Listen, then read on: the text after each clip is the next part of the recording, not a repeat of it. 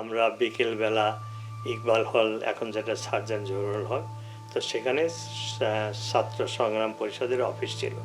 ইতিমধ্যেই 3 মার্চ ছাত্র সংগ্রাম পরিষদের নেতারা পল্টনে মিটিং করে আমার সোনার বাংলাকে বাংলাদেশের স্বাধীন বাংলাদেশের জাতীয় সঙ্গীত, স্বাধীন বাংলাদেশের পতাকা লাল সবুজ, মাঝখানে বাংলাদেশের ম্যাপ, বঙ্গবন্ধুকে তারা ডিক্লেয়ার দিয়েছে সর্বাধিনায়ক অর্থাৎ জাতির পিতা, এই সমস্ত ঘোষণা দিয়ে 3 মার্চে মিটিং করা হয়েছে।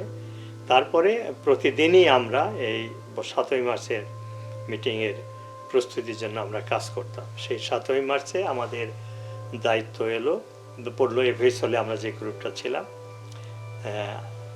বঙ্গবন্ধু তার বাসা থেকে রেস কোর্সে আসবেন, গুজব ছড়িয়েছিল যে উনি এই রেস কোর্সে আসার পথে পাকিস্তানি সেনাবাহিনীর কমান্ডো অথবা অন্য কেউ বঙ্গবন্ধুকে হত্যা করতে পারে।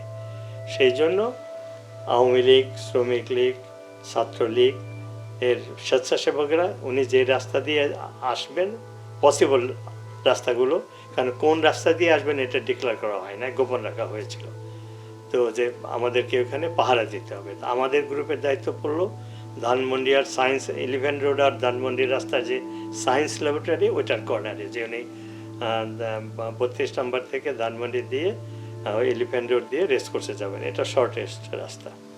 তা আমরা ওইখানে দাঁড়িয়ে আছি, আমাদের সাথে আরও লোকজন আছে, জনতা রেস কোর্সের দিকে যাচ্ছে, বঙ্গবন্ধু আর আসতেছেন না। তারপরে হঠাৎ খবর পেলাম বঙ্গবন্ধু অন্য রাস্তা দিয়ে রেস কোর্সে পৌঁছে গেছেন। তখন আমরা দৌড়িয়ে রেস কোর্সে গেলাম। আমাদের ইচ্ছে ছিল যে বঙ্গবন্ধুর স্টেজের সামনে বসে বক্তৃতা শুনবো, কিন্তু ওখানে যেয়ে দেখি যে 3 ধরনের জায়গা নেই, পা রাখার জায়গা নেই। আমরা তখন হাইকোর্টের দিকে পিছনে যে লাস্ট মাইক্রোফোনের নিচে দাঁড়িয়ে ওনার বক্তৃতা শুনলাম। উনি আসলেন, স্টেজে উঠলেন, সেই বক্তৃতার কথা আপনারা সবাই জানেন।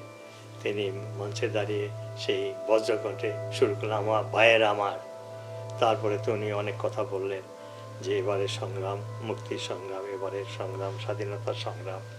এর আগে তিনি বললেন, এটা বলে বক্তৃতা শেষ করেছিলেন, এর আগে তিনি বললেন তোমাদের কাছে যার কাছে যা কিছু আছে তাই নিয়ে প্রতিরোধ গড়ে তোলো, মহল্লায় পাড়ায় পাড়ায় মহল্লায় মহল্লায় সংগ্রাম পরিষদ গড়ো, ওদেরকে আমরা ভাতে মারবো, পানিতে মারবো ইত্যাদি। অর্থাৎ ওনার ভাষণের মধ্যে আমরা যারা ছাত্রলীগের কর্মী ছিলাম আমরা স্পষ্ট যুদ্ধের ইঙ্গিত পেলাম, এবং আলটিমেট গোল যেটা এবারের সংগ্রাম মুক্তির সংগ্রাম, এবারের সংগ্রাম স্বাধীনতার সংগ্রাম।